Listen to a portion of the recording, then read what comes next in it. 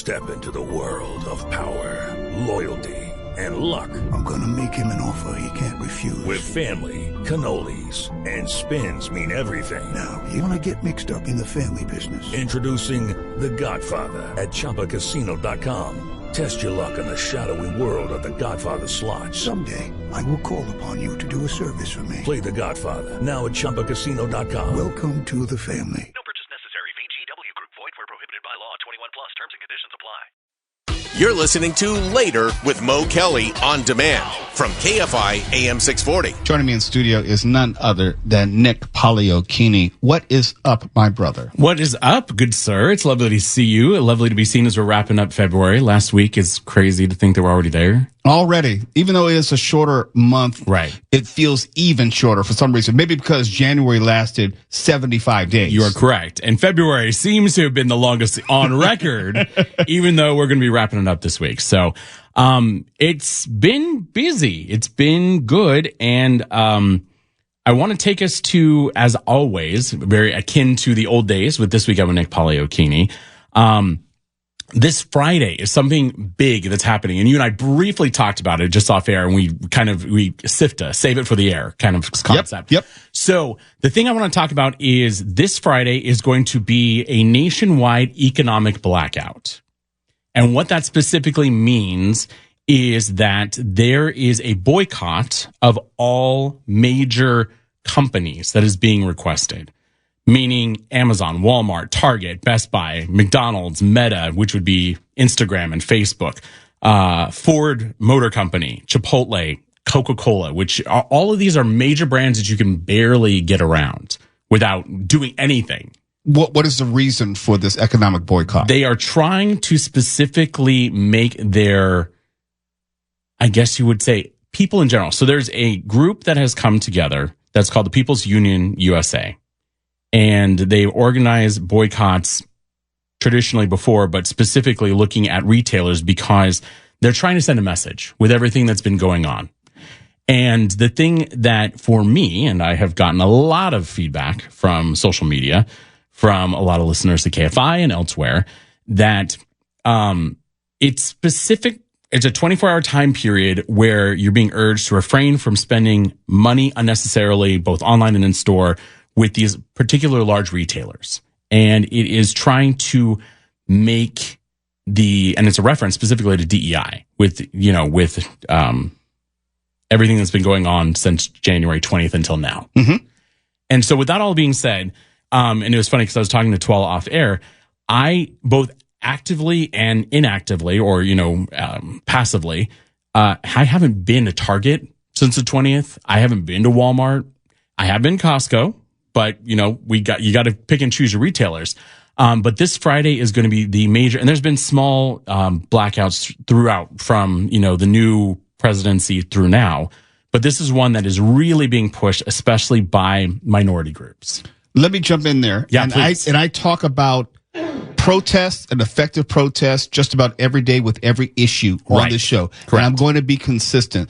So let me just ask you one word answer because that's going to predicate how I'm going to respond. Sounds great. Is this going to be done in the hopes of actually changing something or only creating awareness? It is at this point creating awareness specifically. The hope is to have an economic impact, to be able to have a blip on the radar. Let me jump in there. Go ahead, please. You are not going to have any economic impact, and I'll tell you why. Sure. These major corporations measure their revenue in quarters, right? Not a day. In other words, if they have a down Friday and everyone starts spending on Saturday, it's not going to make any difference, and it's not even going to register. And I always use the Montgomery bus boycott of 1955 as a comparison point, which lasted 381 days and set off the modern civil rights movement. That's Rosa Parks. She refused to sit at the back of the bus, and the people in Montgomery, Alabama refused to use the bus lines for 381 days. That had an economic impact. Now, there was an old chain letter that would float around in the 1990s and early 2000s called the Big Gas Out because people were mad about gas prices, and they said, let's not buy gas for a single day. It did not change a damn thing. So I say, and I ask respectfully, are you trying to create awareness or are you trying to create economic impact? Because one day is not going to create create any economic impact. What we have seen is people have really laid into Target and not gone to Target over an extended period of time. Right. And Target is feeling it. But if you say for one day, we're not going to spend at any big box retailer, or we're not going to buy over here, buy over there, but the next day we can go back to what we were doing before, it's not going to be felt. It's not going to make a difference, with the exception of you might get some news coverage. Right. And I think that's it. And again, like you've just specifically this is why I come here. The thing that I like being a part of Later with Mo Kelly is because I learn as well. And being able to bring in topics like this and talk about them in an environment with somebody who is well-versed in a lot of background information, it's really helpful because, again, it's going to hopefully bring awareness and obviously not economically affect those people that are there. I want to play, and you said Target specifically, and Target is a very big situation, I guess you would say. I was trying to figure out before I came on the show tonight exactly how to present it, because I know I'm going up against the big guns, and it is always good to bring a little bit of, background to it. There's a TikToker, not to employ, the social media platform that was shut down and then brought back by the illustrious current. Was it really shut down? Go ahead. Yeah, allegedly 6 hours, something like that. Anyway, but Amber Haley Lord, who is a advocate for healthcare and corporate ethic related issues on TikTok. Robin, can you play that piece of audio for me, please? Why is everyone going after Target so hard? A bunch of brands backed away from DEI, and we all decided to boycott Target, Walmart, Amazon, and a slew of others. I saw this really great question where this person was asking, why is everyone going so hard about Target? Like, I know exactly why, because I've been doing it too. I think a lot of people are more butthurt about Target because Target tricked us for so long, talking about inclusivity, supporting Black brands, diversity, equity, LGBTQ, pride stuff, all the things. Really were loud and proud about so many things for so many years, and it was our happy place. We felt good being there. We felt like, as far as capitalism goes and big box stores, that we could safely spend our money there, and that they had a lot of great brands and they were supporting. And then just at the slight sign of an issue, they just tuck tail and run. They're a big company with a lot of money and a lot of lawyers. Without a shadow of a doubt, they did not have to do this. They were scared, and they were scared of losing money, and now they're losing money. And I encourage you guys to keep boycotting them. One big move that we recently made, because we were getting like our pet food, like doggy diapers and dog treats and cat treats and all those things there, we now solely get everything from Chewy, and actually we put everything on auto ships. We don't have to make a trip to the store, and we're getting it for less money, and Chewy is a great company. So that's solved. So I think the thing, and there's a lot of information that Amber put out there specifically, but I think that for me, this is something, and as we scroll, doom scroll, as is very, very popular, you're able to find things that align depending on what you like and what you click in social media. But it was interesting to come across this specifically because for me, and being so involved heavily with social media since its onset, it is something that, and the jokes are always there with a meme. The 30th of the month, it's this color, and then it goes to a different color. For me, with being a queer person, it is the rainbow that happens for June every year, because because that is LGBTQ History Month. But it is always wild to me because the thing that for me, that I've always pushed on the show, period, is supporting small business anyway, and really leaning into that. But it was something that we had always had the Minnesota Nice attitude with Target. And that was the brand that allegedly really had put themselves out there to be in support of minority groups and lean into AAPI and to Black history and to LGBTQ. So the thing that I want to do is, again, add to the awareness of it. But as I always like to do, I like to bring things to the show. So how can you make yourself, a part of it if you so choose? Yes, go. For me, it's real simple. It has to be more than a hashtag. It has to be more than a day. And it has to be about more than just awareness. It has to be about, hey, we're not going to shop at these businesses. And this is true of any protest. Insert your cause. It does not matter. We're not going to shop at these locations until correct. ... I mean, it's open-ended. And then after a quarter of lost revenue, you may see businesses start changing their tune because ultimately they care about the American dollar and their bottom line more than anything in the world. They will sell Girl Scout cookies if that's what y'all are asking for and demand it of them. But if you think that staying home per se one day is going to change their stance on any issue, absolutely not. It would never happen. Right. So let's look at how we can support other businesses. No, I'm saying. No, I think it'd be, if you want to say we shouldn't shop here or there anymore and only shop small, which we hear on varying levels each year. Correct. By all means. But if you are sharing this with people, with them thinking that they're going to have an impact or there might be a change on the other side. Right. I would not want you to lie to them because I'm telling you, it's not going to yield anything close to that type of result. We all know about, quote unquote, the fight regarding DEI. Right. We all know that the different retailers that you mentioned have pulled back, and that has left people feeling some kind of way. The only way that you're going to get them to change is to feel the same economic pressure which was placed upon them by the federal government. Right. And if you can't meet that same level of pressure, and they've already had the meetings and they've already game planned on how long they feel that people are going to be protesting or mad, and they feel that they can outlast you. And that's why they've made this decision, at least for now, because they got to deal with the federal government for the next 4 years. They may only have to deal with people screaming and shouting for the next 4 weeks. And that's right. And I think that's the thing specific to this, because if you take it even one step further, we all need these retailers. There's no question about it. And as you said, trying to be able to do a long game on this, it's real hard not to go to Walmart and Target. It's real hard not to go and because the convenience of our lives. Right. You're not going to go to Amazon. You're not going to go to Target, but you're not going to go to Amazon. Correct. And you're not going to go to Walmart. Well, and the best part is with Amazon, because people never see it. That's the thing, because that gets delivered to your home. So you can feel real good about yourself. Because no one's ever seeing that, as opposed to I'm not going to walk into a Target or a Walmart. So the idea is beyond what's coming on Friday. And if you so choose to participate in it, that's great. But it's how do you spend your money at these retailers is what I'm looking at. So I want to look at some small businesses that are, because the point is, you have people that you care about, as do I, who work at these places that need the job. Yep. So this isn't saying, I understand we're all doing that walkout to make a point or try to feel good about ourselves. But how can we be smarter about spending those dollars? I have some thoughts about that, and I'll share them when we come back. How to have fun anytime, anywhere. Step 1, go to ChumbaCasino.com. ChumbaCasino.com. Got it. Step 2, collect your welcome bonus. Come to Papa welcome bonus. Step 3, play hundreds of casino-style games for free. That's a lot of games. All for free? Step 4, unleash your excitement. Woohoo! Chumba Casino has been delivering thrills for over a decade. So claim your free welcome bonus now and live the Chumba life. Visit ChumbaCasino.com. No purchase necessary. VGW Group. Void where prohibited by law. 21 plus. Terms and conditions apply. Please do. You're listening to Later with Mo Kelly on demand from KFI AM 640. Mo Kelly, Nick Pagliochini.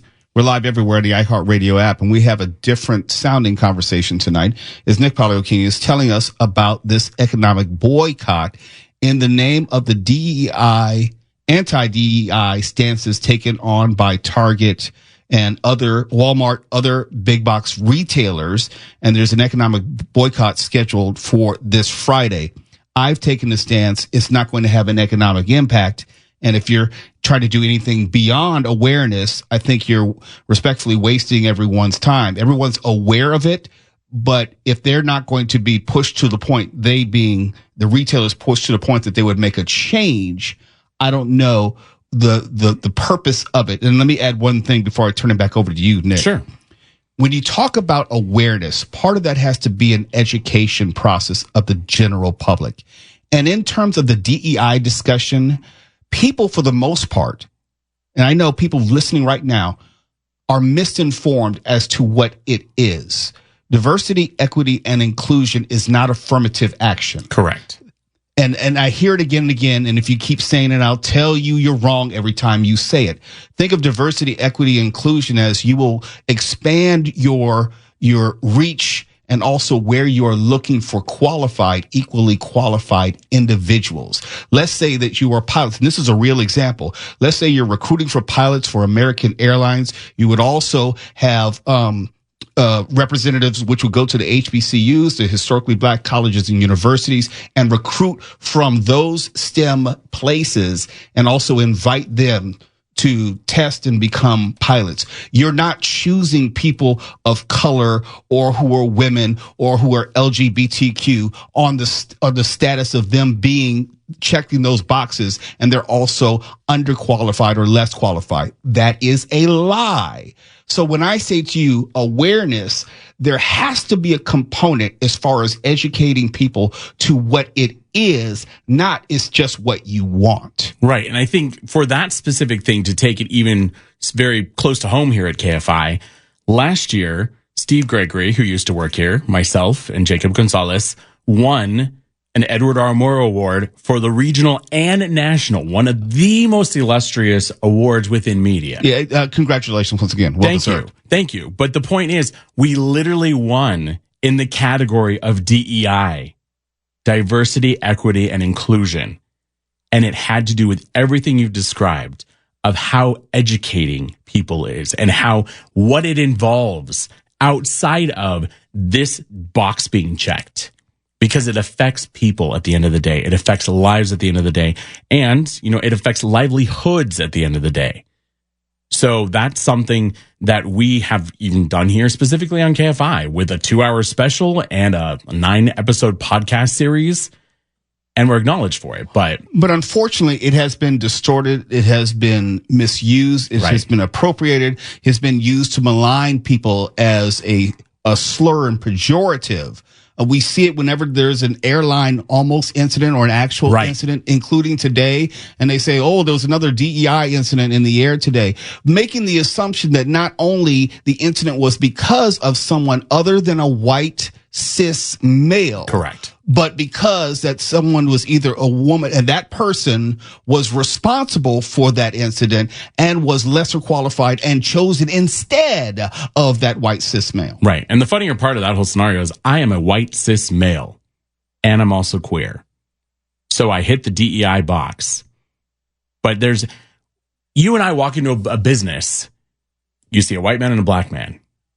We've encountered it. Mm-hmm. And specifically, you got to see my emails. Right. And I think that it's in this moment that we have an opportunity again to educate and bring awareness to something. And I agree with you. And that's why I use this platform, because I want to raise the caliber of the conversation. Absolutely. And part of that is disabusing people of their ignorant notions. Exactly. And when it comes to DEI, if you want to change the tenor and direction of that conversation, it has to be more, to me. Sure. No, I agree with you. It has to be more than we need to put pressure on Target and Walmart and Amazon to say we want this. There has to be a wider educational component so people understand not only what you're fighting for, but why you're fighting for it, and also why you're against it is actually not what you're against. In other words, what you think you're against is not even what it is. If I had a nickel for every time I had to explain to folks, like, you don't know what the frick you're talking about. And I think that's it, because we're giving gravity and air to something that doesn't get talked about specifically. And the challenge is we live in the 15-second moment anymore. So wherever the algorithms of your social media take you, that's the lens within your only thing you're seeing. And that's what kills me, because again, that is where I have spent a lot of my time when I was an iHeart employee and supporting the brand here. That I was able to really see how that curation through technology really changes the definition and really changes the perception of something. Let me ask you a quick question before we go to break. We're going to carry this over to the next segment, but this, I think, is going to highlight what I mean. After the economic boycott, in other words, there's Friday the 28th. What happens on March 1st? Yeah, it's, again, like we joked about. But I'm saying that's my point. No, you're right. And I think that's the hardest part. So again, and we'll talk about this after the break, but it's how do you take your dollars and how do you better choose what you're doing? Choose where you're spending them. Oh, I got an answer to that. It's very easy. That has to be mapped out before you have the economic boycott. 100%. And you have to have done so much homework and research. And thankfully, there's a good amount of that done. But it isn't right. because it's easier to just see not dismissing or please. But it's easier to say, oh, there's an economic boycott on Friday. Sure, I won't buy anything on Friday, and they don't have to think about it beyond that because in their mind they've actually accomplished something. They've done something. They put up a hashtag or they shared a post and they didn't spend any money at Amazon, and then they go home and feel like, see, I've contributed to the cause when those motherfuckers have not. They haven't done anything. They're lazy. If they actually studied the civil rights movement, they would know that it's a commitment, not only weeks, but months, most likely years, as in plural. And then not only does the country change, but capitalism would change and you'd have the desired result. But, in this country, with the social media, they move on after a week or so. And my point to you is Saturday is going to come and people will have moved on because they will have thought they would have done something and they would have not done anything. They would not have educated the masses. They would not have provided any really economic pressure on the entities that they want to pressure. And then nothing has been gained. And that's what frustrates me because you may, as a group, may be well-intentioned, but it's poorly executed and poorly planned. Right. We'll have more in just a moment. It's Later with Mo Kelly. KFI AM 640. We're live everywhere in the iHeartRadio app. You're listening to Later with Mo Kelly on demand from KFI AM 640. KFI, Mr. Mo Kelly, and Nick Pagliochini still, as we're both live everywhere in the iHeartRadio app. And we've had a very spirited conversation about the conversation surrounding DEI and how many businesses and retailers are responding to the pressure and the executive action of President Trump.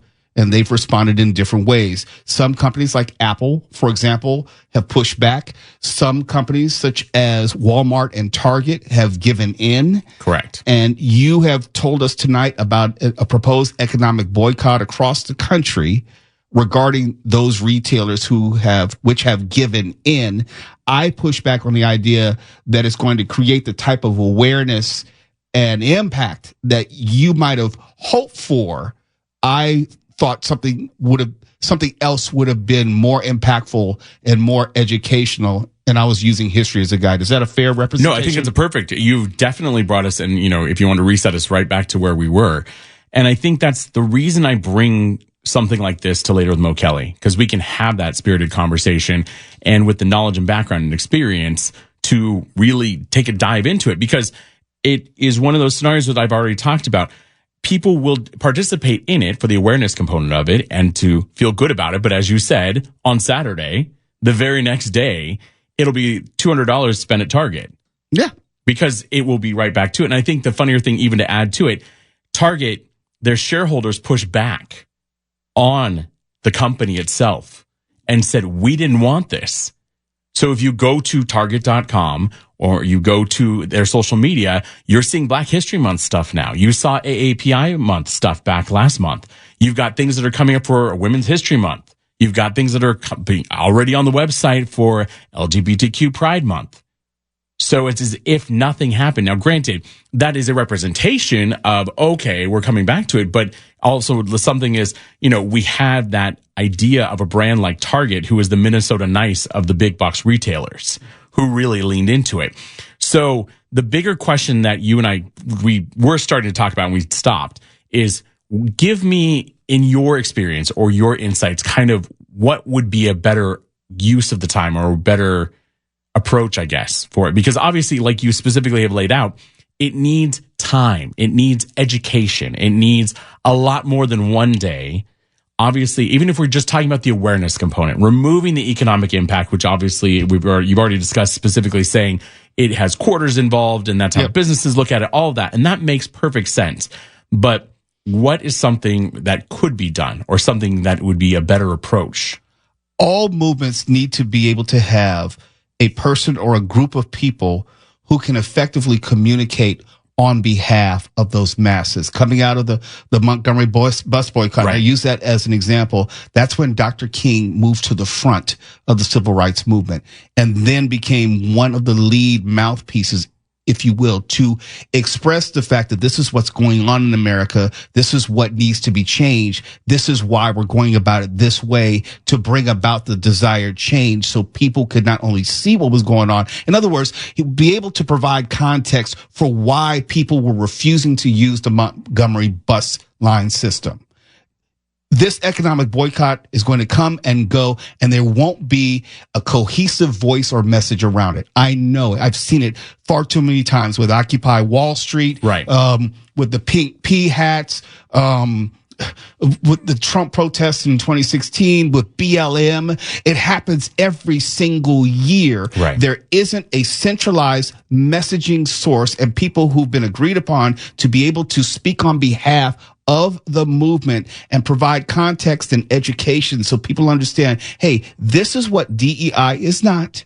And this is what DEI is. And also, this is how DEI has either moved the country forward or added something to it in a way that you did not know. And I was using the example of the late astronaut Ronald McNair and how NASA was specifically looking in communities they had not looked before. Originally, NASA was a military installation and they were only looking for pilots and military veterans and what have you. And then in the late 1960s, early 1970s, they was basically the forerunner of DEI. And that's when you saw female astronauts. Right. That's when you saw black astronauts, and you saw different people representative of different communities and different disciplines becoming astronauts.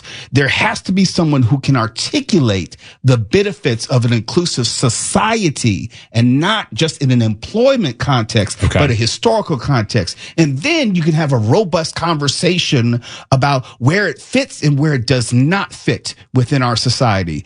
And what is being proposed does none of that, when there are plenty of historical examples of how that's been done and been done effectively. Now, to piggyback on that specifically, because you've given a lot of context to history, and that makes, and hopefully we would like to learn from history, and it seems that's not the case. But what does it look like now? Because we have an individual leading our country who has been incredibly polarizing to a certain topic, who has brought in other people that are polarizing to a topic. What does it look like for us in the 15-second attention span now? Because historically, you were able to have that one epic polarizing voice, or maybe two or three. And the way that news traveled and communication traveled, it was one thing. So how do we in the modern era approach this? What does that look like? Here's the uncomfortable truth. Okay. And I'm always going to tell you and anyone else the truth. Please. When I talk about the civil rights movement, it was not a month or a year. I use this Montgomery bus boycott as an example of something which was effective, but it did not bring about the ultimate desired result. Sure. Bring about the ending of segregation, the signing of the Civil Rights Act and the Voting Rights Act. The Montgomery bus boycott was 1955. The signing of the Civil Rights Act was 1964. That's 9 years later. And the Voting Rights Act of 1965 and the Fair Housing Act of 1968,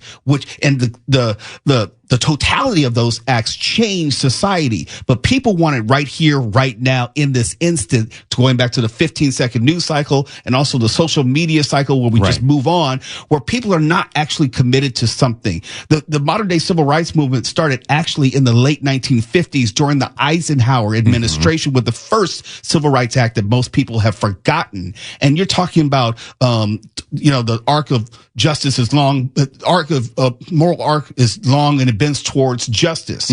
Well, that arc is really, really long, and it lasted from like 1955 to 1969. If we're going to fundamentally change America, it's not going to be overnight. It's not going to be one boycott on Friday. It's not even going to be a successive boycotts over the course of the year. It's going to be an ongoing process with a specific legislative end. There has to be a legislative end, or otherwise it's going to be willy-nilly and people are going to do whatever they want, and then people are going to fall back into their own silos and then choose to do whatever is politically or financially expedient to serve their own personal, financial, and political interests. I'm marinating over all of that. I'm sorry. No. I don't have any good news. No. But I say, because I think that's the hardest part, and that's kind of the world that we're in right now, is it's people. And granted, sadly, going back to the 15 seconds, people want the quick fix, and that is not going to happen. Nope. Raising awareness. The second that it happens, if we're just going to remove all the things, the second that we move into it, and once you start clicking away from it on social media, not only is the attention span gone, but the algorithm is now moving it completely to a different world. So how people are consuming the information and how people are consuming that context is even more challenging. Here's the dirty little secret. I'm going to have to let it go after this. Of course. Those who are in power, those who maybe the oligarchs, the Elon Musk of the world, the Mark Zuckerbergs, the Jeff Bezos, they know that they can outlast you. Mm-hmm. They know that they have the power through executive actions, through corporate structure. They have power, and those who have power are not going to willingly relinquish it. And they also know that you will give up after 2 weeks. Or in this case, how to have fun anytime, anywhere. Step 1, go to ChumbaCasino.com. ChumbaCasino.com. Got it. Step 2, collect your welcome bonus. Come to Papa welcome bonus. Step 3, play hundreds of casino-style games for free. That's a lot of games. All for free? Step 4, unleash your excitement. Woohoo! Chumba Casino has been delivering thrills for over a decade. So claim your free welcome bonus now and live the Chumba life. Visit ChumbaCasino.com. No purchase necessary. VGW Group. Void where prohibited by law. 21 plus. Terms and conditions apply. One freaking day. You're listening to Later with Mo Kelly on demand from KFI AM 640. And before we go, I do have a final thought for tonight. And it kind of ties into something we were talking about a little bit earlier. If you're old enough to remember the Reagan administration, one of the most quoted phrases of the administration, and the president for that matter, Ronald Reagan, he'd say, trust but verify. And that was in regard to nuclear disarmament talks. What some people seem to forget, or maybe don't even know, is that phrase originally was a Russian proverb. Yes, a Russian proverb. In fact, the phrase became internationally known in English after Suzanne Massey, a scholar of Russian history, taught it to then President Ronald Reagan. And there's a lot of wisdom in that phrase, regardless of its origins. I know the irony is thick given the politics of today, but there's a lot of wisdom in it. In a world with towing scams and short-term rental scams, Nigerian prince email scams, and just garden variety fraud, it's understandable to not believe in a lot of things. Believe me, I get it. We put our trust into a lot of stuff that we just can't control. Every intersection we drive through, we trust the stoplights are performing as designed and not in opposition of one another. We trust when we get on airplanes that they have had their necessary maintenance. The pilots are sober with adequate sleep and the air traffic controllers are competent and, hopefully not overworked on that day or understaffed. And most of those things we cannot verify. But there are some things we actually can verify. We can verify if there's actual fraud and waste in our federal government. Forensic audits happen every damn day in this country, in every industry. It's not new. It ain't special. You don't need computer programmers to find fraud. You just need maybe some good accountants, trained accountants. That's sufficient because every forensic audit actually produces a report at the end. That's the verification component. And then subsequent to that, you make cuts, you make changes, you fire people, all that kind of stuff. You don't make the cuts and not produce a report and not produce the proof of the fraud. We shouldn't trust with no verification, right? Right? We don't have to take someone's word for it, right? Regardless of whomever is president. Especially not an unelected private citizen and unconfirmed by the Senate, and that same person has no oversight? If Joe Biden brought in George Soros to do what Elon Musk is doing, you would likely raise holy hell. And rightfully so. Rightfully so.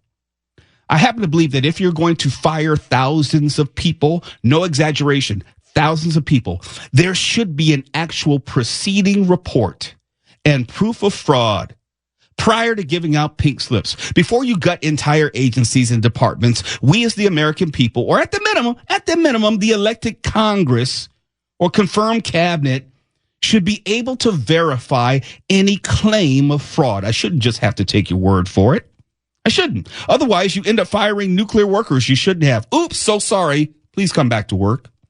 Or you send out ill-advised emails asking people to tell you what they did this past week and justify their jobs, which actually is an admission you had absolutely zero idea what the employees and agencies did in the first place.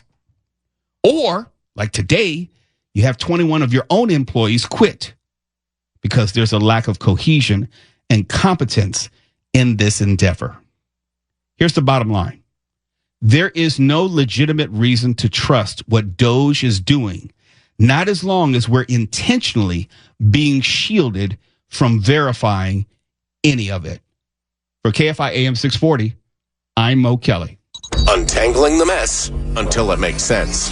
KFI. And KOST HD2. Los Angeles, Orange County. Live everywhere on the iHeartRadio. Hello, it is Ryan, and I was on a flight the other day playing one of my favorite social spin slot games on ChumbaCasino.com. I looked over at the person sitting next to me, and you know what they were doing? They were also playing Chumba Casino. Everybody's loving having fun with it. Chumba Casino is home to hundreds of casino-style games that you can play for free anytime, anywhere. So sign up now at ChumbaCasino.com to claim your free welcome bonus. That's ChumbaCasino.com and live the Chumba life. Sponsored by Chumba Casino. No purchase necessary. VGW Group. Void where prohibited by law. 21 plus. Terms and conditions apply.